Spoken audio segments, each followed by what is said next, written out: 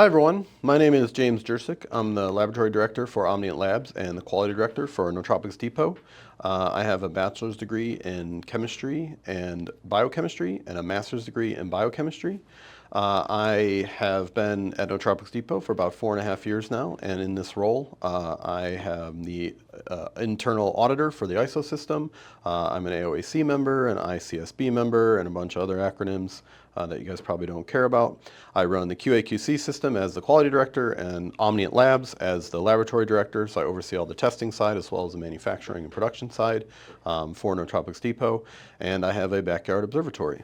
In this video, I want to discuss ratio extracts and standardized extracts, what they are, how they're made, what they mean, and some nonsense stuff that's been going on in the industry for a little while now that really bothers us. So that said, let's get into it.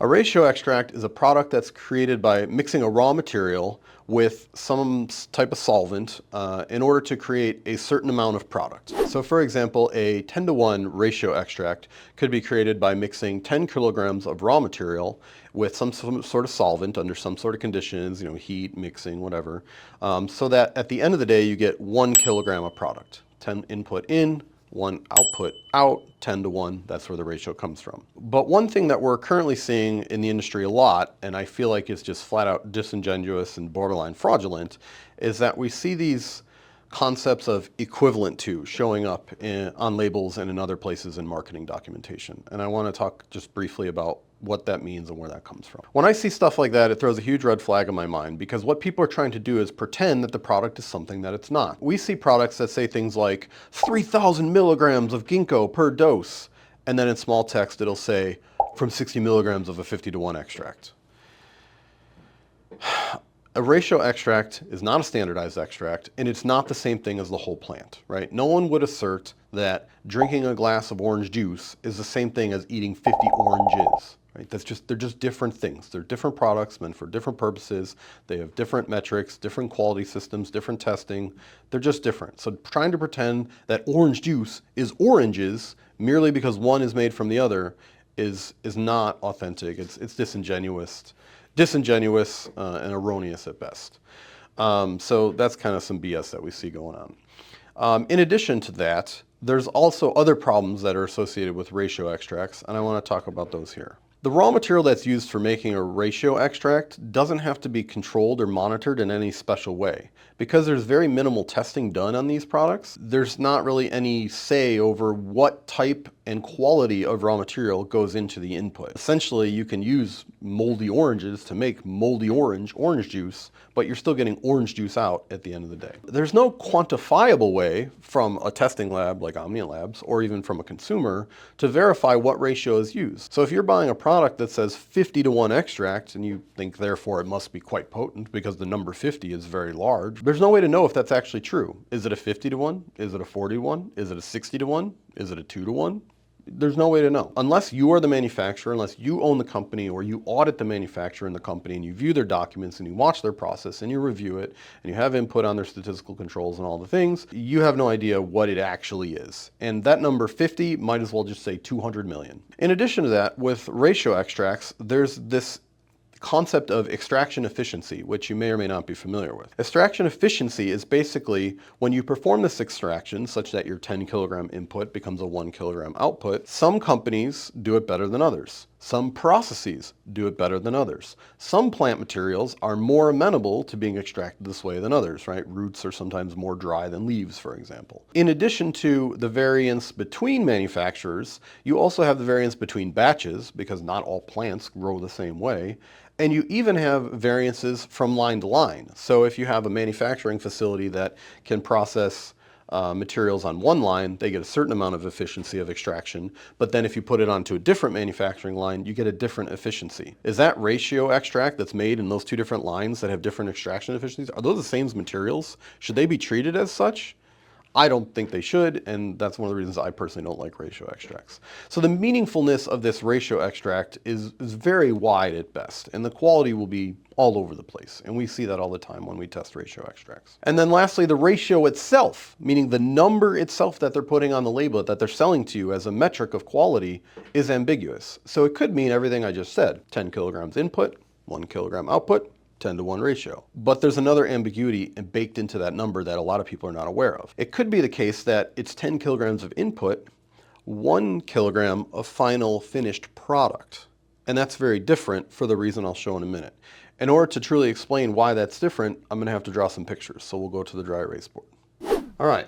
So up here on the board, I've drawn essentially the key steps that happens when a manufacturer makes a ratio extract.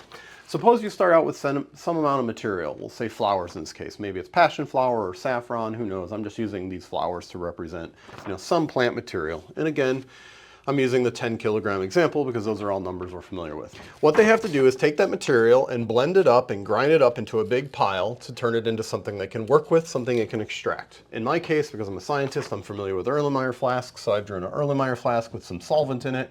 The powder that they create then gets extracted with some solvent and mixed together, and this is where the active ingredients supposedly come out and into the extract. That's just normal chemistry of dissolution and solvation, no big deal there. Then they need to separate the insoluble plant material, the stuff that they don't care about, the cellulose and the plant parts and all the insoluble stuff, from the things that they do care about, by some sort of filtration mechanism. So here I just drew like gravity filtration, right? You dump the liquid that contains your actives on top, the solid plant material that you don't care about, the waste gets disposed, and then your final 1 kilogram of liquid ends up here. This is where the number 10-to-1 comes from, 10-to-1. That's where the extract ratio notion came from to begin with. Now, the ambiguity I was alluding to earlier is that this number, 10-to-1, isn't always explicitly true. So for example, if this liquid needs to exist in the form of a powder, and in order to do that, you have to spray dry it or put it into a form with excipients, you might have to add 1 kilogram of excipient, which makes this material no longer a 10-to-1, but rather a 5-to-1 in my example, because I've diluted it 1-to-1, so it's half as potent as it used to be. So when you see a number on your label, 50-to-1 extract, 100-to-1 extract, are they talking about this or this? Is the label clear? Is the marketing material clear? Most of the time it's not, and certainly the documentation does not specify this. Whether or not it's been spray dried. Often, excipients are present that aren't even included on the label. So even if this were happening, you would have no way to know that. The manufacturer then packages up into some barrels or drums or whatever type of packaging they use, super sacks, put it on a boat, ship it overseas from wherever it's coming from, or maybe it's coming from in the country in which you're consuming it, whatever. And then the contract manufacturer, the vendor, whoever is making the material, takes that material, they unpackage it, they make it into some sort of dosage form. Maybe it's a powder, maybe it's a capsule, maybe it's a tablet, maybe it's a tincture. It doesn't matter. Some sort of dosage form that they can then package and sell to the customer and label it as a 10-to-1. So they might label it as a 10-to-1, or they might label it as a 5-to-1. Whatever they're labeling it as, what you don't know is if they're talking about this number or this number. And those are two very different things. In my case, it's just an example of difference by 2, but it could be difference by much larger than that. And so the customer ultimately is not happy about that. This is the general structure of how ratio extracts are made and how they're distributed to consumers in the United States. Now let's talk about standardized extracts. So on this diagram, I've drawn how standardized extracts are made, which is generally the same structural steps, but there's a lot of key differences that really make the entire process different. First of all, when you're starting with the material, suppose it's the same 10 kilograms of starting material, plants, flowers, whatever. The first thing the manufacturer has to do is quality check the material to make sure it meets their acceptance criteria for even bothering to do the rest of the process. Because if their input material is no good and they spend all this time and money doing this, they're going to end up making a bunk product that fails that no one's going to buy. So the first thing they have to do is some level of quality control, which I've drawn as a little QC check here on these little arrows, to represent some sort of test that they need to do. Maybe HPLC, maybe some wet chemistry, maybe some chromatography, to check for the level of actives in that batch as a whole. Maybe they'll move this QC step to here because grinding is easy enough and then they can take a more representative sample. But the point is there's initial QC check that checks on the performance, the identity, and the actives that are present in the batch that they're going to work with so they don't waste everyone's time and money doing processes on what is essentially going to be a bunk product. The main steps are the same. So after they grind them up into a powder, then they do some QC check, perhaps at this step. They have to do an extraction in solvent, and this has to be a targeted extraction because you need to know what you're standardizing to. And this is one of the key differences between a standardized extract and a ratio extract. In the ratio extract, you're not necessarily picking any molecules or actives or markers or analytes or whatever you want to call them that you're trying to extract out. You're just mixing it with solvent and hoping you get the things that you want to get. With a standardized extract, you know what molecules you're looking for, you know what their solubilities are, you know what their chemical and physical properties are, so you can tailor, and you ought to tailor, this liquid to be exactly that. The right pressure, the right temperature, the right pH, the right amount of time. Maybe you need sonication or other techniques to help get it into solution. Maybe use recrystallization to get it out instead of filtration. There's other ways to get it, but since you know exactly what you're looking for and you know what those molecules do and how they behave, this step is much more tightly controlled, even though in this drawing it's just generically the same, right? It's separating the active molecules into solution from the miscellaneous plant matter that we don't care about. After you separate them, you have to know if you did it correctly or not. So you have to have another QC check. So maybe you'll do HPTLC for these presence of these actives. Maybe you do some wet chemistry or some chromatography. You have to know if this liquid contains the markers at the concentration you need them to, such that when they get all the way to the end step, this is going to be what your customer requested, which ultimately at the end of the day is what the final end consumer is requesting. So they have to do a QC check there. And quite frankly, the end mass here doesn't matter. That's not the point. The point is to get the right concentration of the actives as determined by proper quantitative testing. If you need to spray dry it because of the nature of the material and you have to dilute it, you can do that as well, that's fine. But once you modify the material and you dilute it, you have to test it again. You have to make sure that you didn't mess up this part, right? If your recipe calls for 1 kilogram input, 1 kilogram input, you should end up with 2 kilograms total mass at the end. But if for some reason someone misread the document and they put 10 kilograms in, now your results here will be 10 times too low. They need to know that before they ship it overseas, time and money, because the vendor's gonna check it. If they're like us, we're gonna check it when we get down here and we're gonna fail it. So they have to do their tests right here. They package it up, they ship it from wherever they're shipping it from. The vendor, the contract manufacturer, whoever is selling the material, will have to open it up. FDA 21 CFR 111 says they have to do identity testing and other appropriate tests. This is the QC tests. Now, if you're like us at Nootropics Depot, we rectify what these tests are and how they're done at the chemical level, right? At the very, very detailed analytical level with the manufacturers, so that these tests are the exact same tests all the way through, right? We're not just doing this. We're not just saying, oh yeah, it's ginkgo. We're not just doing this and saying, oh yeah, it has this one property, right? You got to do the full material gamut, the full characterization of the material to make sure you have the right stuff and that the material that you have has the right amount of actives and that this process actually occurred properly. If you're not doing all this testing, which is only done in standardized extracts, you have no idea if this was done or if it was done properly at all. Then once the vendor, contract manufacturer, whoever it is that's making the material, puts it in dosages forms, just like before when the manufacturer took the material and had to put it onto spray dry it or had put it on an excipient. If you make it into a dosage form, if you're changing it from, let's say a powder into a capsule or a powder into a tablet, you have to make sure that you did it right. How do you do that? More testing, standardized extract, more testing. So you have to make sure that the actives are now correct in a per capsule or per milligram amount, right? This is the bulk property. Does it contain 10% uricomanone? Yes, cool. Did we actually put the right amount of raw material in the capsule, in the tablet? Lab data will tell us that. And we can do that because we know exactly what the standardization is, because we knew we were starting from 10% uricomanone in my example, rather than 10 to 1, whatever that means. Then at the end of the day, you can sell it as a standardized extract, and the way we list it is contains, X% of active ingredient, so you know exactly what you're getting, and it makes you a happy customer. So that is the key differences between the standardized extract and the ratio extract. It's a lot more testing, it's a lot more time and effort, it's a lot harder because the science isn't there on all of these things, but in our opinion, it's worth it. So hopefully you like my drawings. I know I'm an artiste. I want to spend the last few minutes of this video just explaining some of the pros and cons of ratio extracts and the standardized extracts. So I built a little table to go through, and unfortunately the ratio extracts have more cons than pros, which is why here at Nootropics Depot we prefer the standardized extracts. But let's just get into it. So for the ratio extracts, some pros. They're cheap. Anyone can make them. They're widely available. because there's lots of science you don't have to do. Anyone can do that. So that's good, I suppose.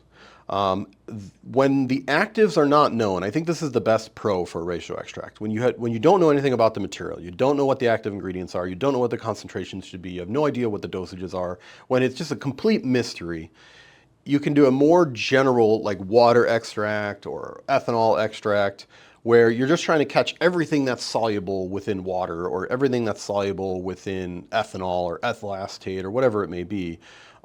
It's a little bit more of a catch-all, and you can do that because you're not targeting any particular molecule or molecules.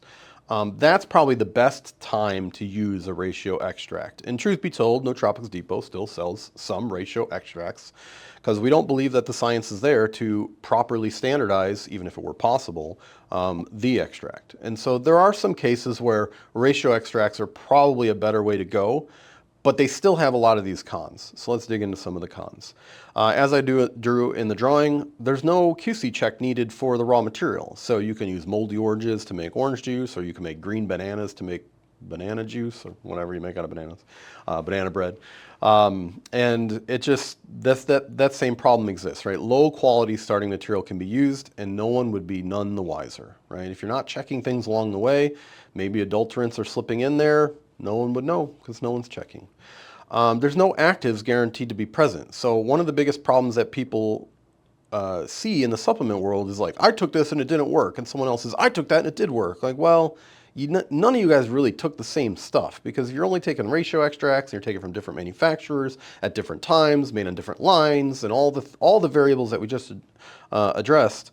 Since no actives are guaranteed to be present at any particular level and scientifically measured to be that, no one's really taking the same thing. So no one really has comparable experience if they're using these ratio extracts.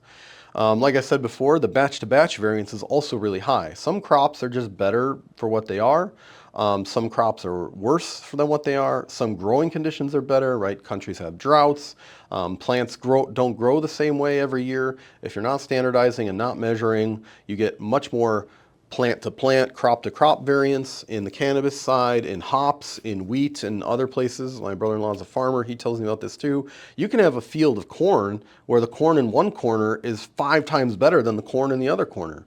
If you're not trying to check and homogenize and measure that, you get what you get. It's just random, so you get lots of variance.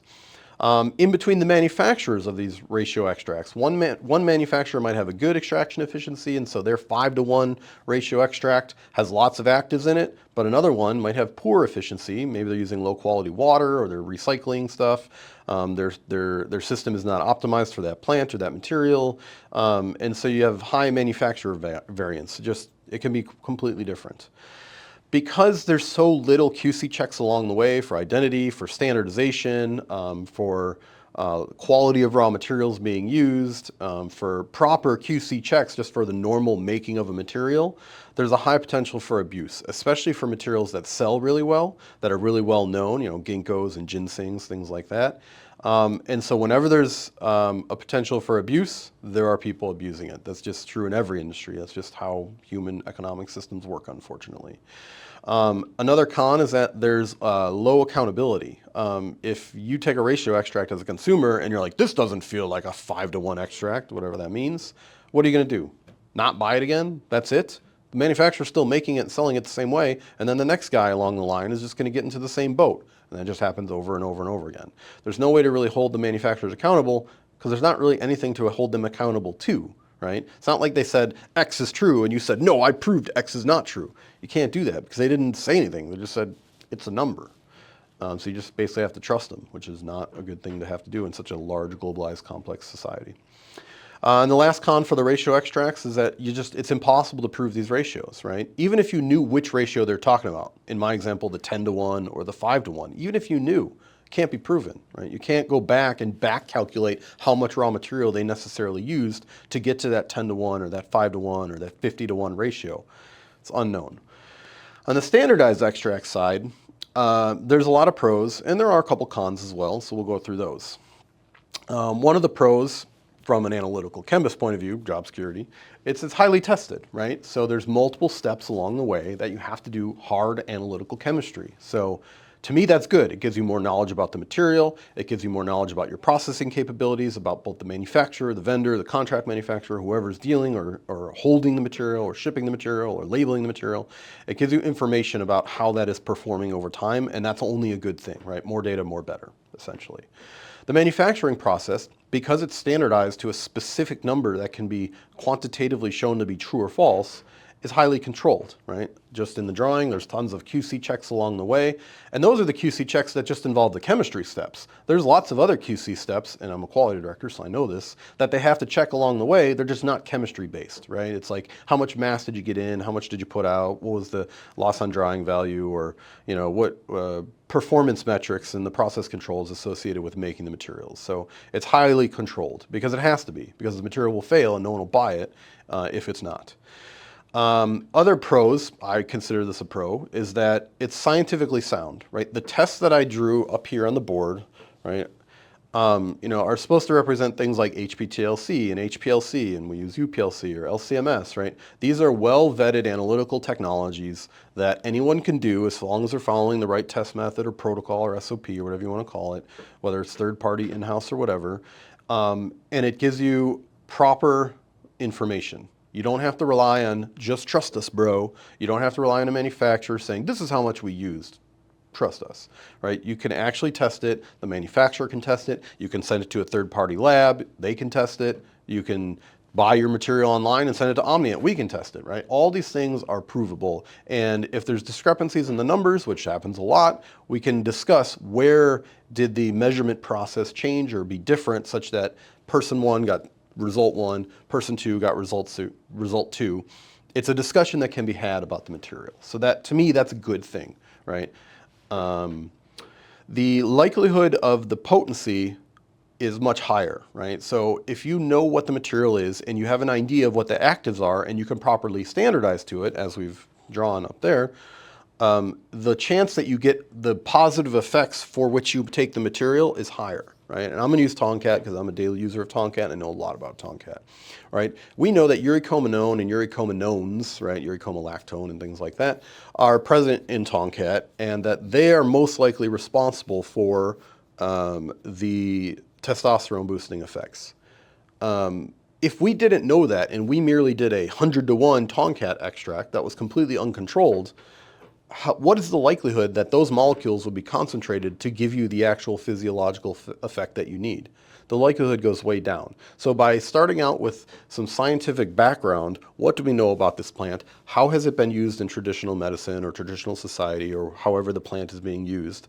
What are they doing to get those actives? You can make some decisions about what the molecules are that are going to be tested, and then you can standardize to them. So the likelihood that it actually works is much higher. As I saw before, as I drew, you know, they're more rigorously tested. If something goes sideways along the way, you know, we've had this happen to us. We've had scrap batches that, you know, things were going well, and then on QC test number 4, it failed and was, you know, didn't work anymore. It absorbed too much moisture, and now we can't make it into capsules. We catch that, right? When you're just doing a ratio extract, just jamming powders into capsules or tablets, you don't catch if the material is not performing to what it needs to over time. If it degrades very quick under the production and trafficking and transport and storage and manufacturing systems, then if it starts to degrade, you would never know because you're never testing it. So the more rigorous testing ensures the uniformity of batch over batch and the likelihood of it being exactly what you want it to be. Other pros of standardized extracts are that the actives are identified and maximized, right? Like I said, this goes back to like the Tomcat and the uricomanone. We're always working on expanding our, what we call our STAG around here, our specified target analyte group, but we always want to know what are the actives, how do we get more of them? That's what we do here at Nootropics Depot. Those are the questions we ask. Sometimes we get more of them by better manufacturing techniques. Sometimes we get more of them by better measurement techniques. They were there all along, we just didn't know it. And there's a lot of scenarios where that comes up as well, because plants are very complex molecules, or complex products, and they make lots of interesting molecules. Another part on the pros for standardized extracts is that there's full traceability, right? You have all these data going all the way back to the manufacturer or all the way back to the original, 10 kilograms of flour in my example. So you can say, show me your data for the first step. I mean, you as a consumer can't say that, but me as a lab director can say this, right? And I have reviewed these data. I've actually seen laboratory notebooks that were written in hand by analysts from other countries, and I've had to review them and check their math. That happens sometimes. It's a pain in the butt, but it happens. But it's there. With a ratio extract, can't do that because they didn't even measure it to begin with. Accountability. Accountability is much higher for standardized extracts, again, because if something fails along the way, you know exactly what failed, you know exactly how it failed, and you know exactly what that measurement was at the previous step because you're tracking all the steps, so you're accountable. Did the vendor mess it up? Did the importer mess it up? Did the warehouser mess it up? Did the manufacturer mess it up? Where did things go sideways? Because the process is so tightly controlled and tested along all steps along the supply chain all the way to the customer, there's much less potential for fraud and abuse, right? It's much easier to say, here's a 2,000 to 1 ginkgo biloba and sell that than it is to say, here is a ginkgo that contains 5% ginkolide A, right? You can't fake that because someone can measure it and then they can prove that you're wrong. So the best way to be fraudulent is just to not say anything and hope people buy it, and then of course, fraudulently market it as well. And to me, the last and one of the most important parts of the standardized extract as a pro is truth in labeling. Like when we put something on a label, we know what it is, we know how we got that, we know that the number comes from a scientifically sound measurement methodology, and other people can replicate that number and have many times.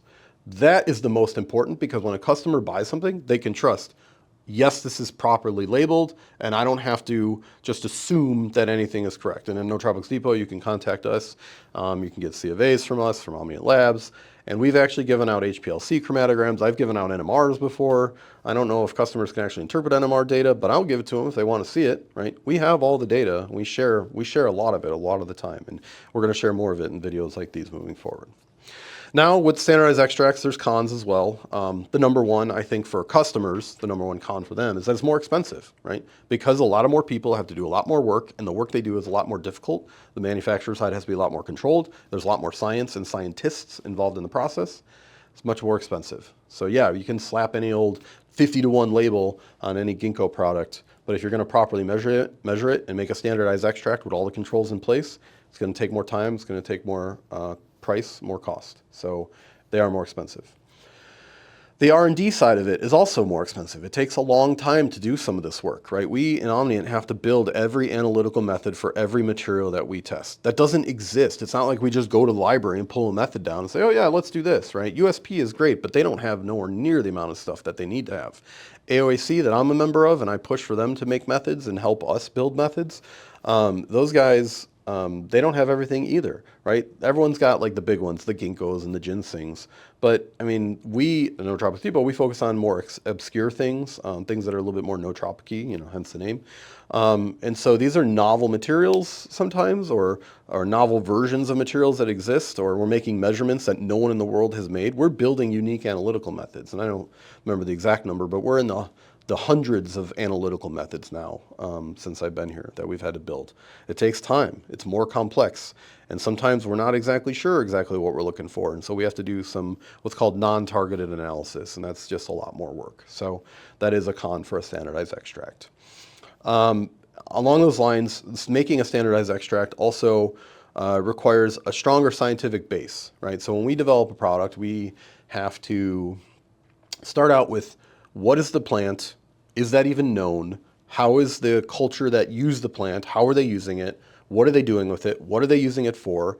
And then what level of scientific, peer-reviewed scientific evidence exists to suggest that this plant actually does have this effect, whatever it may be. That alone takes tens of hours by people that are reading scientific papers. I mean, 30% of my job is reading scientific papers and trying to parse, is this real or is this just a BS paper that can't be replicated? In some cases, it's not even clear what the plant is. And just a little insight into future products, right? We have products out of Brazil that we're working on that we're not really sure what plant they're talking about when they say make the material this way, right? Like, what plant are you working on? If you can't identify the plant or the plant parts, how are you going to identify the markers that come from that plant? So there's a lot of background research that does take more time, like I was saying earlier, that has to have a certain amount of scientific evidence to even start to consider the rest of the manufacturing process. Other cons for standardized extract is the reference materials have to exist. If you're going to make measurements for things, someone has to have a pure version of the thing that you're trying to measure. If that doesn't exist, you either need to make it yourself, which is incredibly difficult, and I know that because we do it, or you just can't do it, or you can find some really wish-washy chemistry ways to try and beat around the bush and work on it. Some of that is more reasonable than others, and in other videos I'll probably go into those details of how that works, but basically reference materials need to exist. So you need to have analytical standards, you need to have certified botanical reference materials or voucher specimens. You need a lot of things to support you, right? No man is an island, no company is an island. There's a whole industry of things that need to exist in order to make a properly standardized extract. And sometimes not all of those pieces are there, so you either have to find a way to make them yourself or make a measurement without it being perfect, or don't do it. So that's a con. So don't forget to like, comment, subscribe so we can keep making these videos. You can also support us by making a purchase at our website, nootropicsdepot.com. If you have ideas for other videos, manufacturing, science, otherwise, please let us know in the comments below or on our subreddit at r/nootropicsdepot because we want to make the videos that you guys want to hear about. At the end of the day, we are here to support you so that you can make educated decisions and hopefully see what we're doing in the industry to try and push it to make it better for everyone. Thanks, guys.